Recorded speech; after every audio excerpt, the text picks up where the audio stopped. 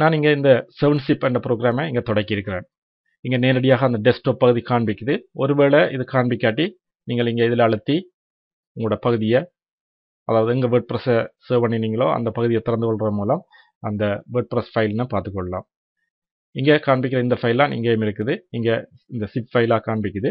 இதில் double click அழுத்தும் போது அது திறந்து காண்பிக்குது. அதாவது இதுக்குள்ள அந்த வேர்ட்பிரஸ் திறந்து காண்பிக்குது. இனி இதை அன்சிப் செய்கிறதுக்கு நிறைய வழிகள் இருக்குது. ஆனால் நான் மிக இலகுவானது, இதில் பிடிச்சு இழுத்து கொண்டு வந்து இங்கே வெளியில் வைக்க அன்சிப் செய்யப்படுது. இதுக்கு சில நிமிடங்கள் எடுக்கும். அதுவரை நாங்கள் பொறுத்திருக்கணும். ஃபைலின் அளவை பொறுத்து இந்த நேர வித்தியாசங்கள் மாறுபடலாம். அதாவது மிகப்பெரிய ஃபைல்கள் இருக்க இந்த அன்சிப் செய்கிறதுக்கான நேரம் அதிகமாக எடுக்கும். மிக சிறிதென்றால் மிக வேகமாக இயங்கும். அதே வேளையில் சில அன்சிப் ப்ரோக்ராம்கள் மிக வேகமாக கூட இயங்கும். இங்கே எவ்வளவு நேரம் இன்னும் எடுக்கும் என்று இங்கே காண்பிக்குது.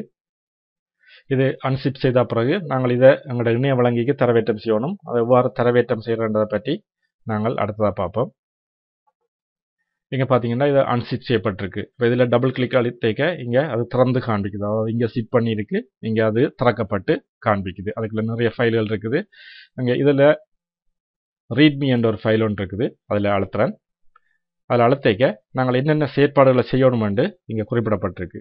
இங்கே முதலாவது அன்சிப் செய்து அதுக்கு பிறகு அனைத்தையும் தரவேற்றம் செய்ய சொல்லியிருக்கு. அதாவது எங்களோட இணைய வழங்கிக்கு தரவேற்றம் செய்யணும். என்ன மாதிரி தரவேற்றம் செய்யறதை பற்றி அடுத்ததாக பார்ப்போம்.